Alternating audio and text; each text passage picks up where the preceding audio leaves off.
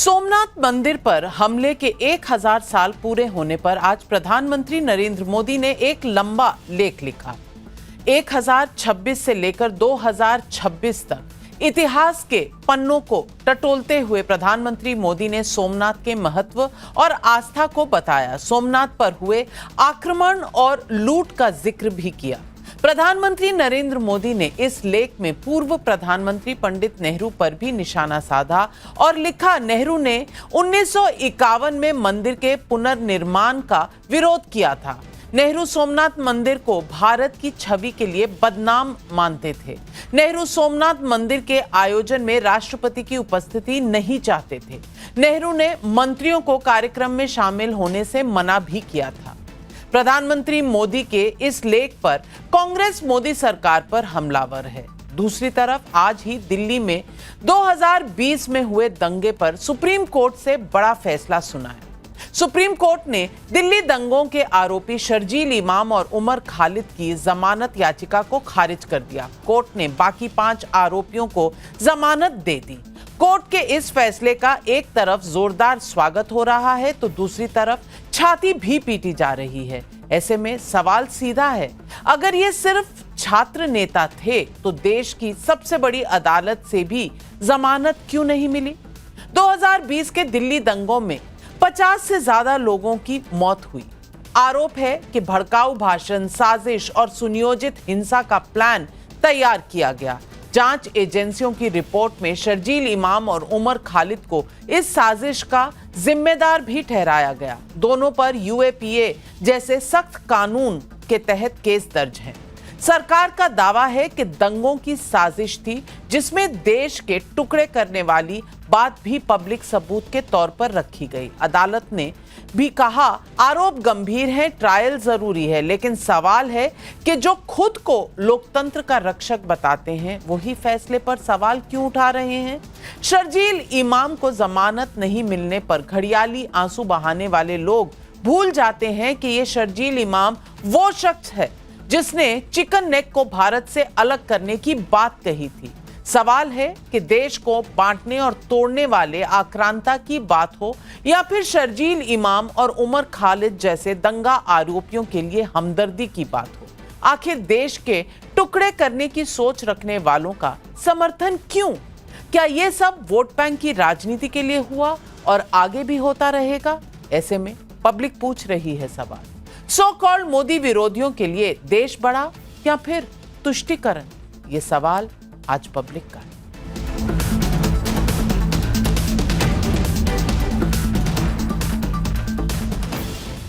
शर्जील और उमर की बात पर दोबारा आए उससे पहले मैं प्रधानमंत्री मोदी के आज के लेख में सोमनाथ और पंडित नेहरू की भूमिका पर जो कुछ लिखा गया, जिसे लेकर लंबे समय से तर्क वितर्क होता रहा है, उसके कुछ फैक्ट्स आपके सामने रख रही हूं।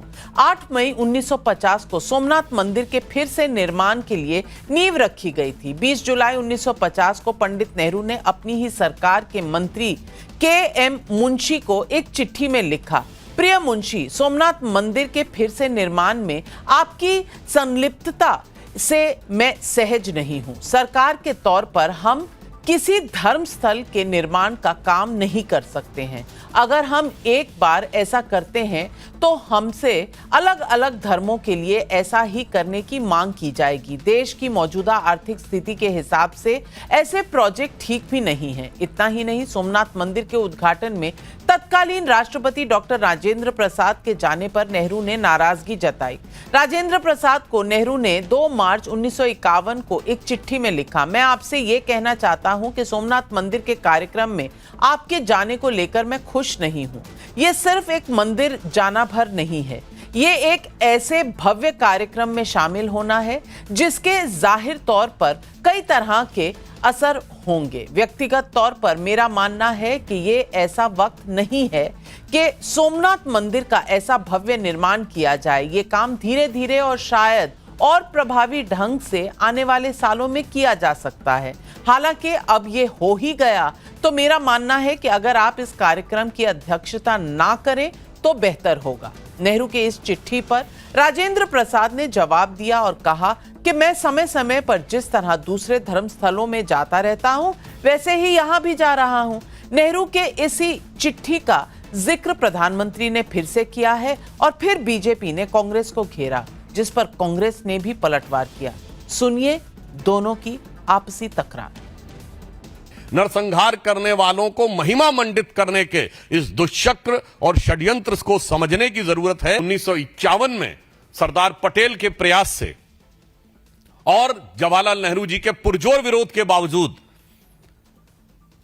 प्रथम राष्ट्रपति डॉक्टर राजेंद्र प्रसाद जी की उपस्थिति में यह स्वप्न साकार हुआ था। मैकाले के मानस पुत्र और मार्क्स के मानस पुत्र, यानी जिनके दिमाग में एम फैक्टर बहुत घुस गया है, तो उसका उत्तर भी एम फैक्टर ही है, यानी मोदी फैक्टर। लोगों को अनपढ़ रहना चाहिए, लोगों के पास काम नहीं रहना चाहिए, लोगों के पास पैसा नहीं होना चाहिए, लोगों का समृद्धि नहीं चाहिए। सिर्फ धर्म का नशा दो और देश चलाओ, वही कर रहे हैं। 1000 साल पहले आक्रांता वाली साजिश हुई, महमूद गजनवी से लेकर मुगलों तक हुई। बीजेपी कहती है कि आज भी एक बड़ा वर्ग देश के अंदर रहकर देश को तोड़ने बांटने वालों के साथ खड़ा दिखता है। मोदी विरोध में अदालतों के फैसले पर ही सवाल दागे जा रहे हैं। इसे ऐसे समझिए कि 2020 में दिल्ली दंगे के आरोपी शर्जील इमाम और उमर खालिद की जमानत याचिका देश की सबसे बड़ी अदालत ने खारिज कर दी। कोर्ट ने साफ कहा कि दोनों पर लगे आरोप गंभीर हैं। यूएपीए के तहत मामला चल रहा है। कोर्ट के फैसले को स्वीकार करने की बजाय अलग ही नैरेटिव गढ़ा जा रहा है। पीडीपी प्रमुख महबूबा मुफ्ती ने सोशल मीडिया पर पोस्ट कर सवाल उठाया कि रेप के आरोपी राम रहीम को कैसे बार बार पैरोल दी जा रही है, रिहा किया जा रहा है, और उमर खालिद जिस पर मुकदमा तक शुरू नहीं हुआ, उसे जमानत क्यों नहीं मिल रही। सुनिए किसने क्या कहा।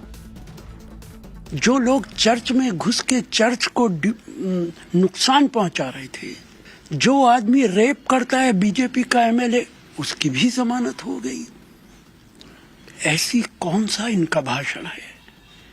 कितना खतरनाक है, कितना खौफनाक है। 4-5 साल के बाद भी उनकी जमानत नहीं हो रही। निशाना इनको बनाया है उमर खालिद, शर्जील इमाम। और बात सच है कि कम्युनल एंगल से सरकार ने काम किया है, लेकिन जितना मैं उमर खालिद को जानता हूं, वो एक इंटेलेक्चुअल है और उनका कोई अभी तक मुझे नहीं लगता ऐसी कोई इनक्रिमिनेटिंग एविडेंस रिकॉर्ड पे लाई गई है। हिंदुस्तान में दंगे के आरोपियों से हमदर्दी पहली बार नहीं है। इससे पहले भी दंगा आरोपियों पर हमदर्दी जताई गई। कांग्रेस नेता पी चिदम्बरम ने यहां तक कहा था कि शर्जील को बलि का बकरा बनाया जा रहा है। दिग्विजय सिंह जैसे कई नेता इन दंगा आरोपियों को निर्दोष बता चुके हैं। देश को तोड़ने की बात करने वालों के साथ कई बार विदेशी ताकतें भी साथ दिखती हैं। अभी हाल ही में न्यूयॉर्क के मेयर जोरान ममदानी ने उमर खालिद को चिट्ठी लिखी और उसकी जमानत का समर्थन किया, तो अमेरिका के 8 सांसदों ने इस मामले की जांच को ही संदिग्ध बता दिया। आज कोर्ट के फैसले के बाद दंगा आरोपियों से हमदर्दी जताने वालों पर बीजेपी ने हमला किया। क्या कहा सुनिए। उमर खालिद और शर्जील इमाम, और वही शर्जील इमाम जो कहता है कि देश के चिकन नेक को काट देना चाहिए, ऐसे बयान देने वाले व्यक्ति, उमर खालिद जो कहता है कि कश्मीर को भारत से अलग कर देना चाहिए, ऐसे बयान देने वाले व्यक्ति का समर्थन खुलकर ऑफिशियली कांग्रेस पार्टी ने किया। क्या कांग्रेस पार्टी आज माफी मांगेगी? शर्जील इमाम ने, उमर खालिद ने, ये लोग वही काम किया, चिकन नेक को काट देना, देश के प्रति घृणा पैदा करना। जो काम पाकिस्तान कर रहा है वही काम ये कर रहे हैं। जो काम कशाब ने किया उसी तरह का ये काम कर रहे हैं। ये जो लोग इनके पक्ष में खड़े होते हैं उनको शर्म आनी चाहिए। ऐसे में सवाल पब्लिक का है। सोमनाथ अटैक के 1000 साल पूरे होने पर प्रधानमंत्री मोदी के सवालों का विरोधियों के पास क्या जवाब है? सवाल नंबर 2, शर्जील और उमर को सुप्रीम कोर्ट से जमानत नहीं मिलने पर सवाल उठाने वालों के लिए देश बड़ा या फिर वोट बैंक? सवाल नंबर 3, सोमनाथ से दिल्ली तक आज भी आक्रांता वाली सोच जिंदा होने के पीछे कितनी सच्चाई ये सवाल आज पब्लिक के हैं और इन सवालों के जवाब देने के लिए आज हमारे साथ जुड़ रहे हैं बीजेपी के राष्ट्रीय प्रवक्ता प्रदीप भंडारी, डॉक्टर आनंद रंगनाथन लेखक हमारे साथ जुड़ रहे हैं, अश्विनी कुमार मिश्रा नेता हैं कांग्रेस पार्टी के, सोमनाथ भारती जी पूर्व मंत्री रह चुके हैं दिल्ली में, आम आदमी पार्टी के वरिष्ठ नेता हैं, professor Atiqur Rahman Islamic scholar हैं। लेकिन मेरा पहला सवाल जाता है आईपी सिंह जी को, राष्ट्रीय प्रवक्ता है समाजवादी पार्टी के। आईपी सिंह जी, मैं आपसे पूछना चाहती हूँ, शर्जील इमाम का जो वाक्य था वो सबको याद है, गूंजता है दिमाग में कि कोई ऐसी सोच भी रख सकता है इस देश में कि इस देश के नॉर्थ ईस्ट पूर्वोत्तर को इस देश से काट दो, देश के टुकड़े कर दो। और आज भी जब सुप्रीम कोर्ट से फैसला आता है तो लोग यही कह रहे हैं कि इस देश में बीजेपी या सरकार जो है वो कम्युनल ढंग से बात कर रही है। आप तो कॉन्स्टिट्यूशन बचाओ आंदोलन के मुख्य पार्टी हैं, आपको लगता है कि सुप्रीम कोर्ट क्या कम्युनल एजेंडे पे चल रही है? देखिए, माननीय सर्वोच्च न्यायालय का हम सम्मान करते हैं और जो भी आईपीसी सीआरपीसी है उसको इन्फोर्स करने का काम भी सुप्रीम कोर्ट करती है। इसलिए कानून के आधार पर देश का संविधान भी लागू होता है, तो उसमें हमें कुछ खास बात नहीं जोड़नी है। बस इतना कहना कि आज सुप्रीम कोर्ट ने जो इंटेलेक्चुअल आर्किटेक्ट जैसे शब्दों का पहली बार प्रयोग किया, हवाला दिया है, ये चिंता का बहुत बड़ा विषय है। कहीं न कहीं ये जो सिद्धांत प्रतिपादित हुआ है सुप्रीम कोर्ट में, अगर पुलिस इसका दुरुपयोग करने लगी और आधार बनाकर आप जैसे बड़े पत्रकारों को, छोटे पत्रकारों को, राजनेताओं को, बुद्धिजीवियों को अगर ये गिरफ्तार करना शुरू किए तो ये जेलें भर जाएंगी। कहने का सवाल ये है कि इतने लंबे वक्त तक उन लोगों को सलाखों के पीछे रखा गया। एक रेपिस्ट, एक बाबा, उसको बार बार 420 दिन से ज्यादा, उसको 8 साल में उसको पैरोल दिया गया, बार बार उसे छोड़ा जाता है, सरकार उनके साथ खड़ी होती है।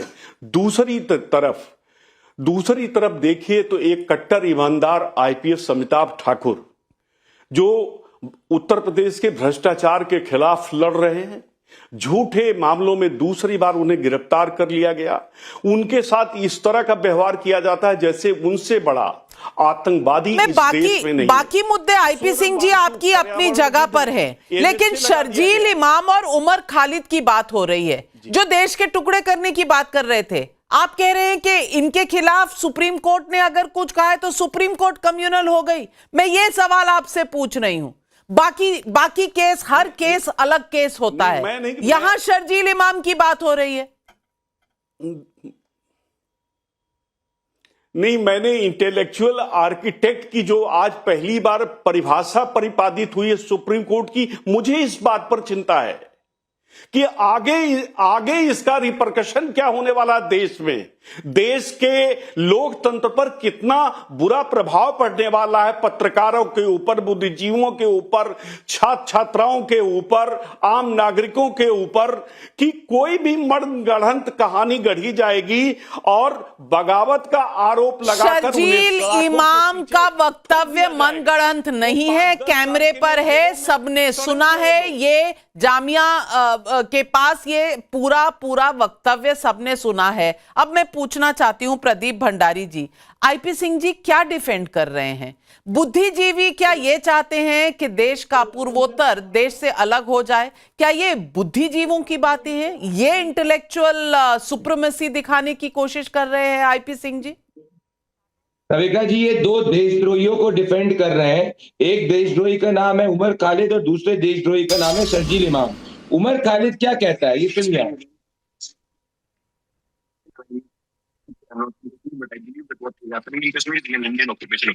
ये कहता है कि भारत ने इलीगली जम्मू कश्मीर को ऑक्यूपाई किया।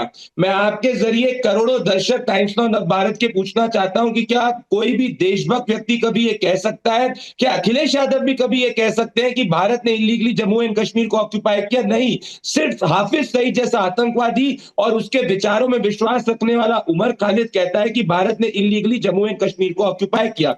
ये इस हद तक आतंकवादी विचारों से प्रेरित है कि बुरहान वानी आतंकवादी जिसने हमारे सोल्जर्स को मारा, जिसने हमारे सोल्जर्स को शहीद किया, वो कहता है कि बुरहान वानी मासूम है, वो तो सही कॉज के लिए गन को उठा रहा है। ऐसा व्यक्ति जिसने आईबी ऑफिसर अंकित शर्मा, जिसने दिल्ली राइट्स की कॉन्स्पिरेसी रची, जिसके अंदर आईबी ऑफिसर अंकित शर्मा जो है, जिसमें आम आदमी पार्टी का पूर्व का व्यक्ति तारिक हुसैन भी पाया गया था, वो तक मारा गया था। ऐसे लोगों को सिर्फ और सिर्फ 5 साल नहीं, आने वाले 50 सालों तक जेल के अंदर होना चाहिए और एक प्रेसिडेंट सेट होना चाहिए कि देश के अंदर जो देश के खिलाफ बोलेगा, देश के खिलाफ कॉन्स्पिरेसी करेगा, उसकी सिर्फ एक ही सजा होगी, वो है जेल। दूसरी बात, बड़ी बात क्या है, ये तो आतंकवादियों का भी समर्थन करने आए थे नविका जी। याद करिए जब बनारस और अयोध्या ब्लास्ट केस के एक्यूज की बात आई थी तो टेरर एक्यूज को छुड़वाने के लिए समाजवादी पार्टी की सरकार गई थी, जिसको इलाहाबाद हाईकोर्ट ने क्वॉश करा था। तो जिसको आतंकवादी मासूम लगे, जिनको आतंकवादी समर्थक एक्टिविस्ट मासूम लगे, उनको हमेशा देश के सोल्जर्स से दिक्कत होगी,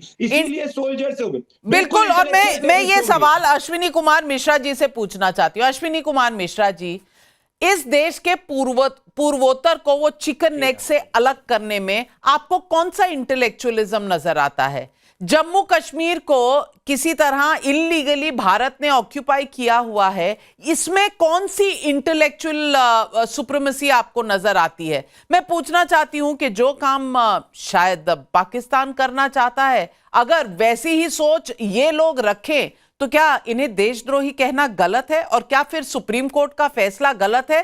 लेकिन कांग्रेस में इतनी हाय तौबा क्यों है? आप तो कहते हैं कि लोकतंत्र को स्ट्रांग करना है, देश के संविधान को स्ट्रांग करना है, हम संविधान को बचाने आए। संविधान के तहत सुप्रीम कोर्ट ने फैसला सुनाया, अब भी तकलीफ इतनी? Navika ji, good evening to your viewers and fellow panellist. Justice delayed is justice denied and injustice anywhere is threat to justice everywhere. ये दो बहुत कोर प्रिंसिपल हैं लॉ के, कोर प्रिंसिपल हैं नेचुरल जस्टिस के। न्यायिक प्रक्रिया की मांग करना हिंसा का बचाव करना नहीं होता नाविका जी, ये संविधान का बचाव करना होता है। अगर सरकार के पास सबूत है, सबूत दो, ट्रायल करो, फांसी चढ़ा दो। कोई भी व्यक्ति तब तक गुनहगार नहीं होता जब तक आप उसको साबित ना कर दें। और बेल देने का रूल है, जेल देने का रूल नहीं है। जनरल आईपीसी में 90 दिन से ज्यादा आप किसी को जेल में नहीं रख सकते। अगर आपको जेल में रखना है, आप ट्रायल शुरू करो, कन्विक्ट करो और फांसी चढ़ाओ। किसी को कोई उसमें दिक्कत नहीं है। दिक्कत सिर्फ इतनी है कि आप एक जो कॉन्स्टिट्यूशनल प्रोसेस है, जो कॉन्स्टिट्यूशनल एक इनफैक्ट नेचुरल जस्टिस की भी जो भाषा है, आप उसके अगेंस्ट जाकर के 5 साल तक किसी को बिना ट्रायल अगर रख रहे हैं तो आप इस देश में एक गलत प्रेसिडेंट सेट कर रहे हैं। इसका मतलब यह होगा कि आने वाली सरकारें आने वाले समय में किसी को भी उठा करके जेल में 10, 20, 50 साल रखेंगे बिना ट्रायल के, जैसा किसी के साथ भी होना। माफ कीजिएगा, आप बार बार सरकारों की बात कर रहे हैं। ये हर मामला सुप्रीम कोर्ट गया है, हर मामला दिल्ली हाई कोर्ट गया है, ये कोर्ट्स का वर्डिक्ट है। मुझे नहीं समझ आता, आनंद रंगनाथन जी आप समझा दीजिए कि इन्हें कोर्ट में और सरकार में कोई फर्क क्यों नहीं नजर आता। ये कह रहे हैं प्रेसिडेंट सेट हो जाएगा, कोर्ट ने भी इसका हवाला दिया है और कहा है यूएपीए में प्रोविजन है। और वो मेरिट पर नहीं कह रहे, पर कह रहे हैं कि जुर्म तो बहुत संगीन है, इसीलिए बेल नहीं दे सकते। 5 लोगों को बेल दी है जिनके जुर्म थोड़े कम देखे जा रहे थे, लेकिन इन दोनों को बेल नहीं दी जा सकती। ये बात मोदी विरोधियों को समझ क्यों नहीं आ रही? आज मेरा सवाल इतना है। नमस्कार नाविका जी, देखिए समझ में आ रही है, लेकिन अब उनको कोई रास्ता नजर नहीं आ रहा, क्योंकि ये 7वीं बार है कि बेल डिनाई करी है इन 2 लोगों को, जिनमें से एक ने कहा कि भारत को काट दो, चिकन नेक को, और दूसरे ने कहा कि ये कैसी स्वतंत्रता है भारत में जब हमने कश्मीर को ऑक्यूपाई किया हुआ है। ये 2 लोग हैं, 2 ट्रायल कोर्ट, हाई कोर्ट्स और अब सुप्रीम कोर्ट ने इनको बेल डिनाई करी है। तो ये लोग जो कह रहे हैं कि ये गलत हो रहा है, ये जाएं तो जाएं का इनको समझ में नहीं आ रहा है। इनको अब ये मानना पड़ रहा है कि ये मोदी नहीं है। और जो लोग कहते हैं कि उमर खालिद और शारजिल इमाम को जमानत नहीं मिली या उसका मुकदमा 5 साल से लटका हुआ है क्योंकि वो मुसलमान है, क्या वो ये भी कहेंगे कि कर्नल पुरोहित को 8 साल तक जमानत नहीं मिली, उनका मुकदमा 10 साल तक चला क्योंकि वो हिंदू हैं? ये इनकी लॉजिक है। नंबर 1 नाविका, 3 पॉइंट्स बहुत ब्रीफली। 1, मैं एक पूर्ण स्वतंत्र अभिव्यक्ति का समर्थक हूं। जो सबसे घिनौने और बुरे लोगों के स्वतंत्र अभिव्यक्ति के अधिकार के लिए खड़ा रहता है। लेकिन यहां यह पूरा मुद्दा जो है वो स्वतंत्र अभिव्यक्ति का नहीं है। नफरत भरा भाषण देना एक बात होती है, और वैसे भी मैं नफरत भरे भाषण को स्वतंत्र अभिव्यक्ति में शामिल करता हूं, लेकिन सांप्रदायिक दंगों की योजना बनाना, आयोजित करना, भीड़ के आगे रहकर लाठियां लेकर चलना, भीड़ को भड़काना, पुलिस की बैरिकेड्स को हिंसक तरीके से धक्का देना, गैर कानूनी सभा और दंगे में दोषी होना, अब ये सब स्वतंत्र अभिव्यक्ति का मुद्दा नहीं रह जाता नाविका। ये गंभीर आरोप है जो नफरत भरे भाषण से नहीं बल्कि भड़काने और दंगे की योजना से जुड़े। नंबर 2, बहुत ब्रीफली, हाँ, जो लोग कहते हैं कि जमानत नियम होनी चाहिए और जेल अपवाद, लेकिन यहां थोड़ी समझ की बात करें भाई साहब। हर अंडर ट्रायल को जमानत नहीं मिलती, ये कोई लॉ और रूल नहीं है। जमानत देने के भी नियम है। भागने का खतरा, राष्ट्र को खतरा, सबूत नष्ट करना, गवाहों को डराना भड़काना, ये और कई अन्य बातें अदालतें सोचती हैं जमानत देने से पहले। झक मरा रही है, ऐसी कौन सी इंक्वायरी कर रही है जो ट्रायल तक शुरू नहीं कर पा रहे हैं? आपकी नियति नहीं है ट्रायल करना। नाविका, आप ये देखिए, सरकार क्या जानबूझ के बीच में आपको सुप्रीम कोर्ट से ज्यादा लॉ आता है क्या? नहीं, अश्विनी जी, आप सुप्रीम कोर्ट से लॉ के ज्यादा बड़े विशेषज्ञ हैं। सुप्रीम कोर्ट ने ये सारी दलीलें सुनी है ना। नाविका 10 सेकंड, बिल्कुल आनंद जी, मैं बस खत्म करने वाला था, इसलिए कांपने लग गए। इस मामले में इस प्रक्रिया को क्यों नजरअंदाज किया जाए? क्या ये कुछ खास लोग हैं? नंबर 1, क्यों रीजन है? पूर्व मुख्य न्यायाधीश ने रिकॉर्ड पर कहा है नाविका कि बचाव पक्ष जानबूझकर सुनवाई में देरी कर रहा था और स्थगन की मांग कर रहा था। नंबर 2, ये सबसे जरूरी है, जमानत की सुनवाई अदालतों में दर्जनों बार हो चुकी है।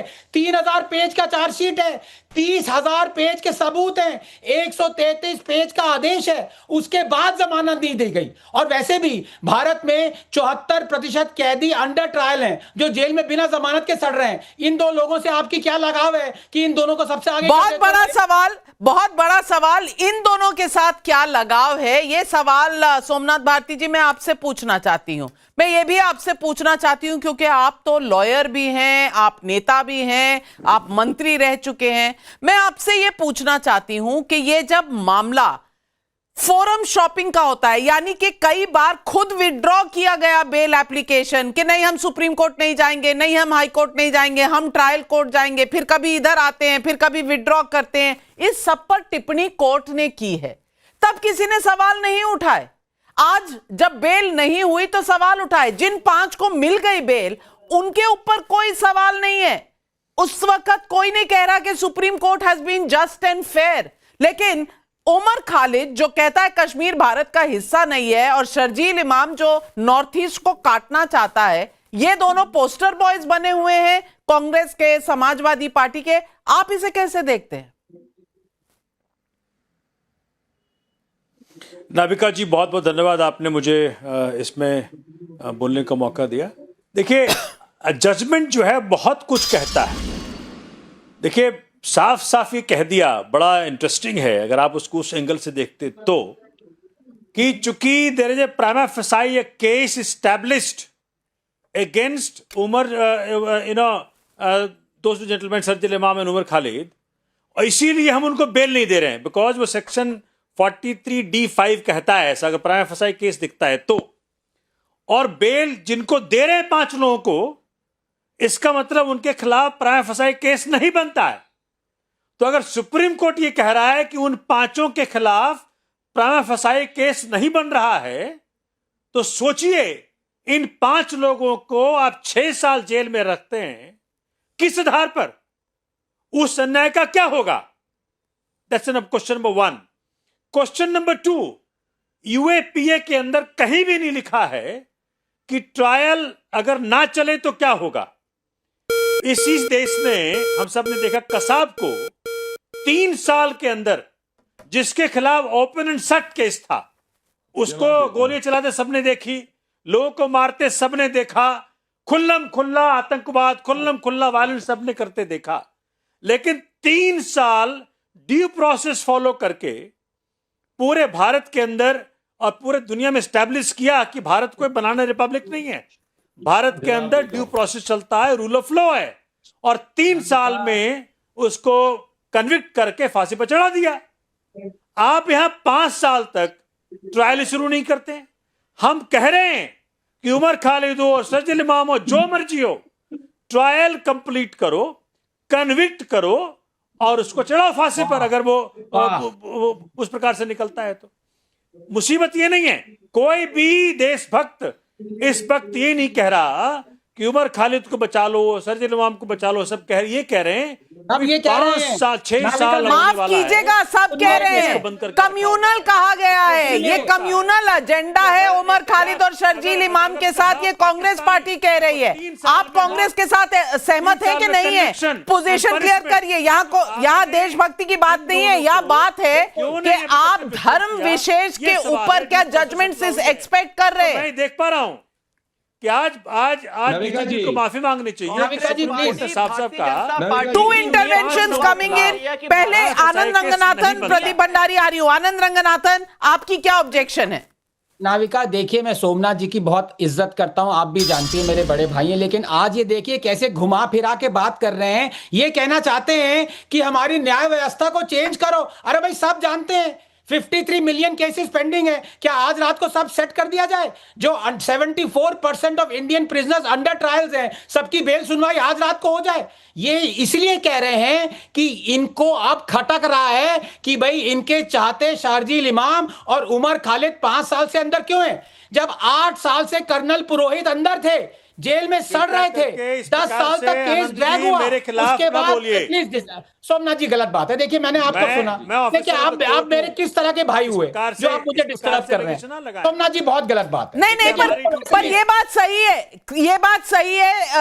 कर्नल पुरोहित के लिए किसी ने आंसू नहीं बहाए थे, किसी ने सवाल नहीं पूछा था, किसी ने इसको ये नहीं कहा कि पॉलिटिकली मोटिवेटेड है, किसी ने नहीं कहा कि जस्टिस डिनाइड है, ये कोई नहीं कह रहा था। क्यों भाई? क्योंकि एक वोट बैंक है, एक धर्म विशेष है जिस पर इतना कुछ कहा जा रहा है कि ये केस कम्युनल है, सरकार कम्युनल है, तो सुप्रीम कोर्ट भी कम्युनल है। सवाल बताइए, जवाब ये भी दीजिए प्रदीप भंडारी के ट्रायल शुरू क्यों नहीं हो रहा? ये सवाल तो जवाब नविका जी, इसका जवाब पूर्व में chief justice of India justice Chandrachud ने दे दिया ऑन रिकॉर्ड, और ये कहा कि 7 बार से ज्यादा एडजर्नमेंट तो जाकर इनके एक्यूज के वकीलों ने किया था। पर मैं बड़ी बात करूंगा, असली बात बताता हूं क्या दिक्कत है आम आदमी पार्टी को, क्योंकि आम आदमी पार्टी है जिसके खुद के ताहिर हुसैन दिल्ली दंगों के अंदर जेल के पीछे काट चुके हैं। यही ताहिर हुसैन जिसने आईबी ऑफिसर अंकित शर्मा की हत्या के पीछे वन ऑफ द आरोपी था, और उस वक्त आम आदमी पार्टी के संजय सिंह उसको डिफेंड करने गए थे। तो जो लोग दिल्ली दंगे के आरोपी को डिफेंड करे,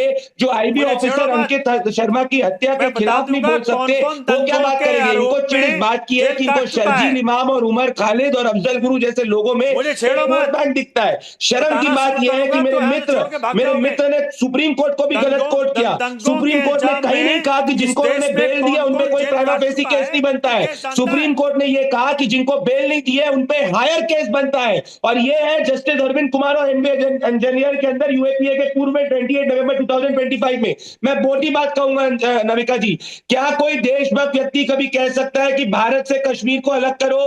क्या कोई देशभक्त व्यक्ति कह सकता है कि चिकन नेक को अलग करो? क्या कोई देशभक्त व्यक्ति कह सकता है कि अनएक्सेप्टेबल है? इसमें कहीं मेरे दिमाग में कहीं दो राय नहीं, और इस देश में जो इस देश से मोहब्बत करते हैं उनके दिमाग में कोई दूसरी राय है ही नहीं कि इस देश के टुकड़े नहीं हो सकते। मुझे कहने में बिल्कुल हिचक नहीं होती, लेकिन लोगों को इंटेलेक्चुअल करार देना है, उनको जो कहते हैं चिकन नेक से काट दो। सवाल पब्लिक भी पूछ रही है, और आईपी सिंह जी जरूर सुनिएगा ये सवाल। अंकित चौहान देहरादून उत्तराखंड से पूछ रहे हैं, शर्जील इमाम और उमर खालिद को जमानत नहीं देने का फैसला सुप्रीम कोर्ट का है, तो फिर मोदी विरोधी क्यों इतने आग बबूला है? शुभम मलिक का दिल्ली से सवाल है, चिकन नेक को देश से अलग करने की बात करने वाला दंगे के आरोपी को निर्दोष बताकर क्या कवर फायर दिया जा रहा है? क्यों कवर फायर दिया जा रहा है? आईपी सिंह जी जरा जवाब दे दीजिए, जनता पूछ रही। देखिए, सवाल आप ही के हैं और आप खुद उसका जवाब भी दे देती हैं। मैंने सवाल तो नहीं है, जनता के हैं, पब्लिक के हैं सर, कि नहीं इंटेलेक्चुअल आर्किटेक्ट शब्द ये तो सुप्रीम कोर्ट ने कहा था, जिस पर मैं बहस कर रहा था। आपने कहा कि नहीं साहब ये तो इंटेलेक्चुअल्स का, आप बताने लगे कि नहीं साहब वो इंटेलेक्चुअल्स हैं। इस वजह से जो है पढ़े लिखे थे, आप उनको प्रोटेक्ट कर रहे। अरे मैं तो ये कह रहा हूं कि माननीय सुप्रीम कोर्ट ने जो आज स्टैंड लिया है, ये आगे चलकर बड़ी समस्या बनने वाला है। सवाल यहां था। और रही कि नॉर्थ ईस्ट के बारे में वो क्या कहते हैं, उनकी पहले की ओपिनियन क्या है, चूंकि मैं छात्र नेता रहा हूं और छात्र संघों में और विश्वविद्यालयों में बहुत से छात्र नेताओं से बहुत बड़ी गलतियां हुई है। नहीं तो आप मानते हैं कि शर्जील इमाम ने महज एक गलती की थी, उकसा नहीं रहे थे लोगों को, महज एक गलती है, छोड़ देना चाहिए, बच्चा है, छोड़ दो, जाने दो। नहीं, आज सांडिल्य जी ने तो कुछ और ही कह दिया। वो तो भारत सरकार के मंत्री हैं। मैं समझता हूं कि वो तो सुप्रीम कोर्ट जो नहीं कहना चाहती है, जो नहीं कह रही है, वो तो केंद्रीय मंत्री कह रहे हैं। आप सोचिए कि संविधान की वो शपथ लिए हैं और किस तरह की हार्ड भाषा का प्रयोग कर रहे हैं। क्या हम देश के उद्योग पर चर्चा नहीं कर सकते? क्या अमिताभ प्रदीप भंडारी जी जवाब दीजिए, प्रदीप भंडारी जी जवाब दीजिए। हम क्यों एनएसए नविका जी, मैं आपके शो पे ओपनली कहता हूं, शर्जील इमाम और उमर खालिद देशद्रोही हैं, जिन्होंने भारत से अपने नॉर्थ ईस्ट अलग करने की बात करी, जिसके विचार में भारत से नॉर्थ ईस्ट अलग करने की बात आई। आईपीसी में आपके लिए वो कौन है? सबसे बड़ा आपके लिए वो क्या है? मासूम है? बता दो देश की जनता को। पार्टी के माननीय यशवंत सिन्हा जी, स्वर्गीय यशवंत सिन्हा या किसी और सिन्हा को बाद में बताना, पहले बताओ क्या जो कहे कि भारत से चिकन नेक को अलग कर देना चाहिए वो देशभक्त है कि देशद्रोही है? लोग आ गए, क्या वो कहना चाहते हैं? क्या उनकी राजनीति है? क्या उनकी दशा है? ये तो दिशा दशा छोड़ो, सोते जब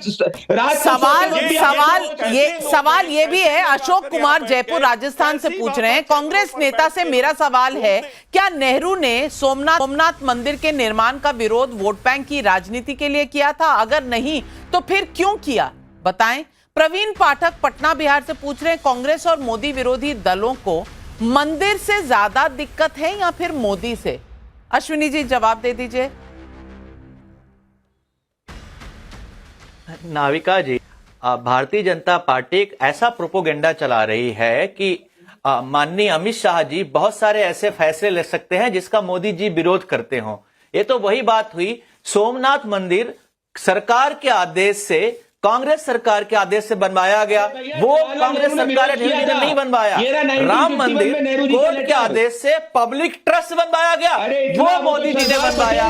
गजबे लॉजिक है, ये कौन सा लॉजिक? आपने नेहरू जी की चिट्ठियां नहीं पढ़ी तो गजबे नॉलेज है, गजबे इंटेलेक्चुअलिज्म है। नेहरू जी की चिट्ठियां पढ़ लीजिए ना, मुंशी जी को भी लिखी थी, डॉक्टर राजेंद्र प्रसाद को भी लिखी थी। अब दोनों तरफ से, एक तरफ ट्रस्ट भी बन रहा है, एक तरफ जाने से भी रोक रहे हैं, कह रहे हैं ये काम इतनी जल्दी नहीं होना चाहिए, देर लगनी चाहिए। कमाल है, दोनों तरफ कैसे खेल लेते हैं अश्विनी जी। मैं आज पूछना चाहती हूं आतिकुर रहमान से। आतिकुर रहमान, एक वाक्य कहा आईपी सिंह जी ने कि छात्र नेता जो होते हैं वो कभी कभी गलतियां कर देते हैं। शर्जील इमाम जी की जो उम्र है, मैं देख रही हूँ 38 साल की है, तो चलिए 5 साल पहले 2020 के समय जब ये सब कुछ हुआ था तो चलिए 33 साल की होगी। बच्चा है कहकर छोड़ दिया जाए, क्या ये तर्क सही है?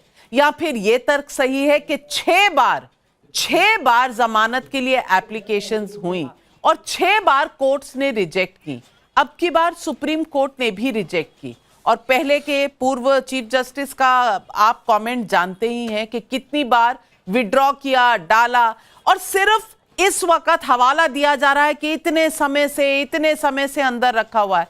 कितना डिले इनकी वजह से खुद हुआ वो कोई मायने नहीं रखता।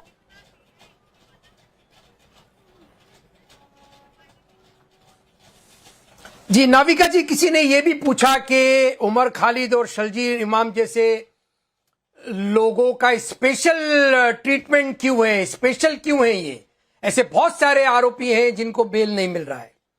स्पेशल ये है भाई कि शर्जील इमाम और उमर खालिद की राइटिंग्स और उनके बयानात महात्मा गांधी और भगत सिंह को कोट करते हैं। लेकिन आपके जितने भी पट्टू हैं जो रेप कर करके परोल ले लेकर आपको इलेक्शन जिताते हैं, वो कोई भी तो महात्मा गांधी और भगत सिंह कह रहे थे कि कश्मीर जो है वो पाकिस्तान का है, हमने इलीगली ऑक्यूपाई किया है। मेरी बात पूरी नहीं हुई है। नहीं, अभी मेरी बात पूरी चलिए कहिए, पर क्लैरिफाई कर दीजिए।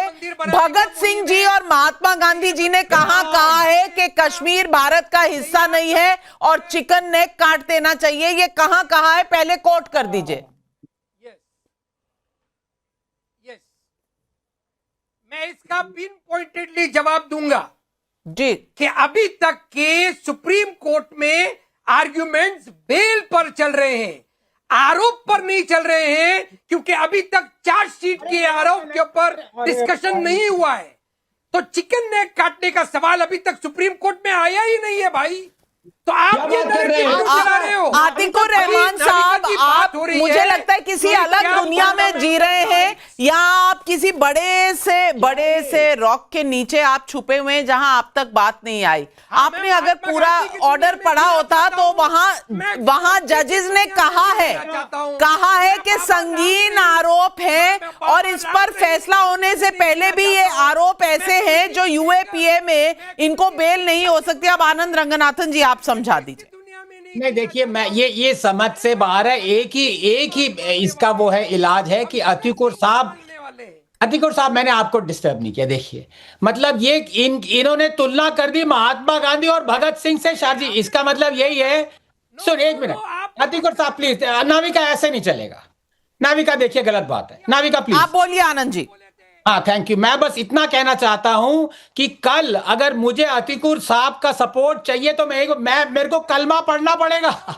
अगर मैंने कलमा पढ़ लिया तो ये मेरा सपोर्ट करने लग जाएंगे। अगर मैं चिकन नेक को काटना चाहूं, अगर मैं चाहूं कि इंडिया ने ऑक्यूपाई किया हुआ है कश्मीर, बस मैं कलमा पढ़ लूं, पर ये सपोर्ट करेंगे मुझे। यहाँ आतिकुर रहमान जवाब दीजिए। आतिकुर रहमान साहब जवाब दीजिए। इरिटेटिंग नाविका जी बोलिए। जब नो इंडियन ऑक्यूपाइड कश्मीर, ये मेरे महात्मा गांधी ने कहा था क्या ये पड़ेगा? आप क्यों भगत नाउ आप बीच में कौन बोल रहा है? आप बीच में कौन बोल रहा है? ओके, आनंद जी आप अतिकुर रहमान को सुन लीजिए। आनंद जी आप अतिकुर रहमान को सुन लीजिए। जी अतिकुर रहमान साहब, मतलब 74% अंडर ट्रायल्स को सपोर्ट नहीं करना। नाविका जी, मैं 1000 बार आनंद जी को कह चुका हूं कि ये कर्नल पुरोहित के लिए क्या हो गया था? सांप सूख गया था आपको? ये काफिर नहीं है, ये मेरे भाई है। देखिए बीच ये नहीं बोलने दे रहे हैं क्योंकि ये छुपाना चाहते हैं। क्या छुपा रहे हैं? ये रेपिस्ट को भी छुपाते हैं। ये आतंकवादियों के समर्थन मेंबर ऑफ पार्लियामेंट बनाते हैं। हम नहीं बनाते हैं मेंबर ऑफ पार्लियामेंट भाई। रेपिस्ट को कौन सपोर्ट कर रहा है? रेपिस्ट को बिल्कुल फांसी की सजा होनी चाहिए, नो इफ नो बट। लेकिन आप कह रहे हैं कि शर्जील इमाम और उमर खालिद जो कह रहे हैं वो भगत सिंह और गांधी जी की बोली है। इसको कैसे एक्सेप्ट कर ले? कैसे एक्सेप्ट कर ले? I am not being given a fair chance. मुझे का मतलब नहीं कि आप मुझ पे थोपने लगे, आरोप थोपने लगे, लाल छुपाना चाहते हैं। आप मुझे बता दीजिए ना, भगत सिंह और गांधी जी ने कब कहा है? आपसे मैंने किसी पैनल पर कर्नल पुरोहित जी को ऐसे सपोर्ट क्यों नहीं किया? तब सांप क्यों सूख गया था? वो महात्मा गांधी नहीं दिखे आपको? कर्नल पुरोहित, वो भगत सिंह नहीं दिखे आपको? क्योंकि वो महात्मा गांधी को कोट नहीं करते थे भाई। अरे अच्छा, भगत सिंह को कोट नहीं करते थे। कैसे पता आपको भगत सिंह को कोट नहीं करते थे? आर्मी के थे वो, इसीलिए हमने आर्मी के थे वो, आर्मी के। आपको बचाया मैंने कोई राइटिंग नहीं पढ़ी, मैंने उनके कोई राइटिंग नहीं पढ़ी, मैंने उनकी कोई राइटिंग नहीं पढ़ी। अब आपको कोई डिफेंड करने का दिक्कत तो यही है कि शर्जील इमाम की राइटिंग्स आप पढ़ते हैं, उमर खालिद की राइटिंग्स आप पढ़ते हैं, लेकिन आर्मी ऑफिसर के बारे में आपको कुछ पता नहीं है। आप कह रहे हैं भगत सिंह और गांधी के रास्ते पे चल रहे थे शर्जील इमाम। मैं नहीं बता सकती। अश्विनी जी, अब भगत सिंह और गांधी जी को की तुलना की जाए शर्जील इमाम और उमर खालिद से, आप इससे सहमत है? यस और नो? 10 सेकंड। नाविका जी, मेरा ये मानना है कि अगर कल्प्रेट है उसको फांसी दो, लेकिन एक फेयर ट्रायल तो दो, एक ट्रायल तो दो। बिना ट्रायल के आप किसी को मीडिया ट्रायल करके कल्प्रेट घोषित करते हैं, रोज यहाँ डिबेट कराएं, ये एक बहुत ही गलत प्रेसिडेंट है। और सोमनाथ भारती जी, सोमनाथ भारती जी आपसे पूछती हूँ, भगत सिंह लगता है आपको शर्जील इमाम, गांधी जी लगते हैं उमर खालिद? गांधी जी हो सकते हैं। देखिए, मैं तो ये बताऊंगा नाविका जी कि कथनी और करनी में कितना फर्क है। देखिए, कोई व्यक्ति, अगर आपको मालूम होगा, आपके शो पे तो मैंने कई बार इस बात को कहा है कि अरुणाचल प्रदेश का एक व्यक्ति को चाइना ने रोक दिया, कहता है कि जी ये पासपोर्ट तुम्हारा वैलिड नहीं है, तुम चाइनीज पासपोर्ट लेकर के आओ। त्रिपुरा का एक बेटा की हत्या हुई, उत्तराखंड में त्रिपुरा की एक बेटी की हत्या हुई, ग्रेटर नोएडा में। मणिपुर में आग लगा, कितनी विभत्स घटनाएं हुई वहां पर। ये सारे एक्टिविटीज बताओ, जब भी देश के गद्दारों के खिलाफ बोलने की बात आती है, isolating north east, vote bank दिख रहा है उसमें, और चाइना मजे ले रहा है उस पर। मुझे बताइए, इससे ज्यादा नुकसान पहुंच रहा है कि नहीं पहुंच रहा नॉर्थ ईस्ट को? उसी प्रकार से पहली बार देखा हम लोगों ने आतंकवादी हिंदू मुसलमान करके हमारी बहनों को शो में ये एक बार भी नहीं बोला है कि जो अतीकुर रहमान ने बोला वोट बैंक के नाम पे। जम्मू और यही वो सोच है अतीकुर रहमान की, जो आतंकवादियों के पक्ष में जनाजे निकलते हैं, यही सोच की वजह से आतंकवादी कभी भी हिंदू मुसलमान कह के हमारे देश पर अटैक आतंकवादी हो। इन सबको बैक करने के अतीकुर रहमान जैसे प्रकार से देश के अंदर एक अलगाववाद पैदा किया जा रहा है। से कंपेयर करेगा, कोई भगत सिंह से कंपेयर करेगा, ये हरकतें कहीं ज्यादा घातक है। मैं नहीं समझ पाती कि इतनी इधर उधर की बात की जरूरत क्या है। मामला इतना सीधा है, सवाल इतना सरल है। जो लोग कहते हैं कि जम्मू कश्मीर भारत ने ऑक्यूपाई किया है, जो लोग कहते हैं कि चिकन नेक से नॉर्थ ईस्ट को भारत से अलग कर दिया जाए, क्या वो भगत सिंह और महात्मा गांधी की बोली बोलते हैं? इतना सा कहने में इतना समय लगता है कि ये गलत है, ऐसी सोच भी गलत है। इसीलिए आज हमने एक सर्वे भी किया और पूछा पब्लिक से, सोमनाथ विध्वंस करने वाले गजनवी पर नेहरू का स्टैंड हो या अब उमर शर्जील से हमदर्दी, क्या कांग्रेस और विपक्ष देश के विलन के साथ खड़े नजर आते हैं? 20,000 लोगों ने जवाब दिया। हां कहने वाले 81% लोग, नहीं कहने वाले 16%, कह नहीं सकते 3%। 81% लोग मानते हैं कि भाई आप गलत है। खुद को नहीं, मोदी को नहीं, पब्लिक को तो समझिए। यही है आज सवाल पब्लिक का। For more of such videos, do like, share and subscribe to ET Now Swadesh.